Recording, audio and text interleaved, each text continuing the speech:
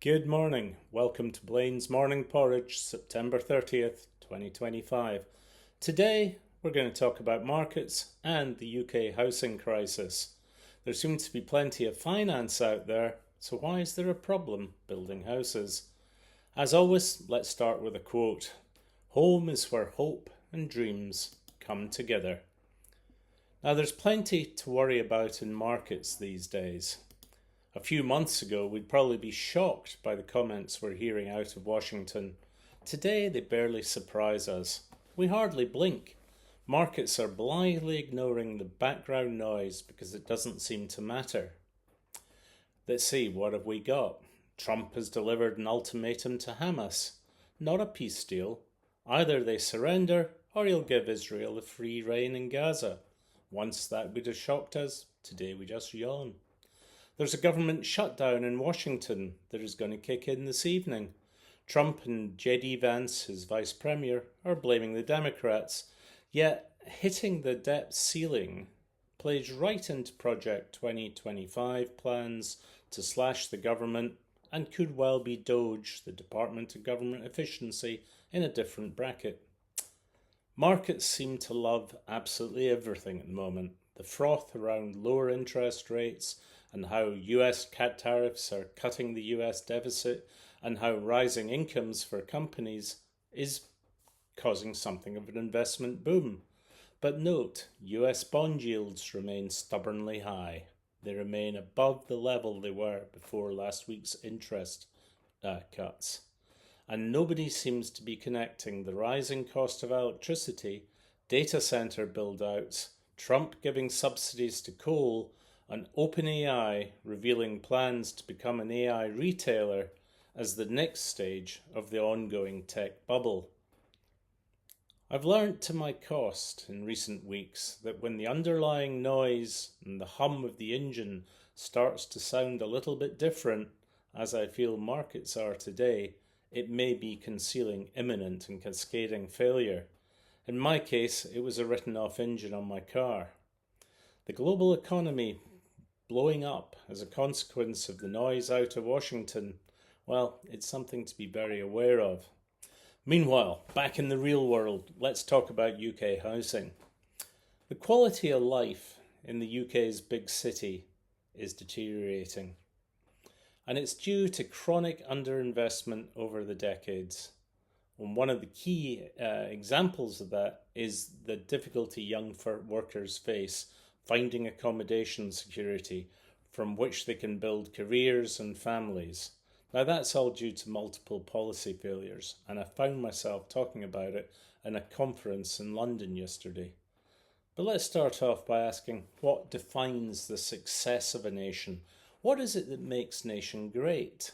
Is it their military power and conquests? Is it GDP per capita or the number of billionaires, the success of entrepreneurs innovating new technologies or creating wealth? Or is it economic might, the strength of its economy, trade, currency, stock and bond markets? Is it the quality of a nation's physical and systemic infrastructure? Is it how good their leaders and form of government are? Or is it a degree of soft power garnered from its decades, centuries, millennia of history, culture, and global presence? Or is it its people? Or is it its cities? Now, I reckon it's a mix of all these points, but the final point about the importance of cities comes from a panel discussion on the resilience of the European housing markets at the conference I was at yesterday. It was Deal Catalyst's UK Mortgage Finance Conference, and it was brilliantly expressed by my new best friend, Luca Bertolot. Now, he's Secretary General of the European Mortgage Federation, and he works out of Brussels. We were on the panel talking about UK mortgages together. Our conclusion is that strong cities matter. Think about it for a second. It's the big cities that create economic health for the economy. They create jobs, opportunities, and wealth, and they accelerate the rest of a nation behind them. And the success of strong cities boils down to homes. Can people get homes to build their careers and start family formation? Now, the idea that cities and people are indicators of economic greatness may sound slightly curious. After all, some of the most chaotic cities on earth are some of the most vibrant. That doesn't mean they work very well. Now, if attitude and beauty were measures of greatness, then clearly Edinburgh or Paris would be the best city in the world. If it was history and art, then perhaps Rome and Milan would qualify Italy as the unlikely but most successful nation on earth. Now, if I wasn't Scottish, my second choice would probably be to be French, but let's face it, neither is the greatest nation. American cities, even New York, are too parochial to count, and some of the fantastic new Chinese cities are just too monogenetic. What is the world's greatest city? Well, despite the Sharia courts that exist only in President Trump's mind, I will say that London is probably still the greatest city on the planet. It's not beautiful. It doesn't work very well. Its infrastructure is pants. I would say there is more culture in a pot of yogurt than there is in London, which is a bit unfair. Its democracy appears to be in crisis, but it is the most cosmopolitan city on earth.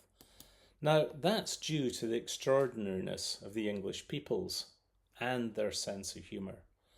Over the millennia, they've absorbed successive waves of immigration, and no matter what the colour of a third-generation child's skin, they're going to be as English as the Archers Agincourt. Now, there is a rising risk that that tradition of welcoming foreigners is going to change as a result of the understandable backlash against the failures of immigration policy, especially in stopping the small boats, which have become such a feature of the number of immigrants since Brexit. However, we've got to remember that most immigration into the UK has been entirely legal. The real issue with immigration, though, in terms of the UK resilience, is that it's just an issue. Inequality and the unaffordability of accommodation in the big cities is actually something that really impacts something. Immigration is just something for people to get angry about, but actually finding somewhere to live impacts them immediately. Now, I'm going to take the view that most Londoners, in fact most people in the UK, they are strivers, they're good people, they're all trying hard for success. That's the same absolutely everywhere. Everyone wants to build careers, support their football teams, meet their partners, start their families, send their kids to good schools and give them the best chance in life. And they want to enjoy the magnificence of living their best lives. And Londoners are blessed because they're doing it in what is probably the best city on earth. But what is the reality for young workers? As I've written about before in the Morning Porridge, a lack of accommodation security is killing the London dream for them. Today, most young London workers will never get on the housing ladder unless they're blessed with rich and generous parents. They don't have access to the large deposits they would need, or they won't pass the regulatory sanctioned affordability tests that banks now insist upon to grant mortgages. Instead, they're going to find their whole careers blighted by chronic accommodation insecurity, forced to chase increasingly dismal rental accommodation at grossly inflated rising costs because supply does not meet demand. Now, one of the key messages that's being pushed by the hard right in the UK is that the lack of availability is due to migrants taking all the available homes. That's politics, it's not truth. The crisis in providing good accommodation in London has been 50 years in the making. It's the consequences of policies that have created unaffordable private ownership, right to buy policies, and not replenishing the housing stock when it was sold off. Last year, when I was at the same conference, I warned that the UK's then new Labour government had to get radical in housing policy or it would fail. Since then, the Labour government has coined the phrase build, baby, build. Yeah, I find that embarrassing. Somebody needs to be shot for copying Donald Trump. Although home building is rising, the number of new homes is falling well short of what we need to meet the pledge of 1.5 million new homes in the next 5 years.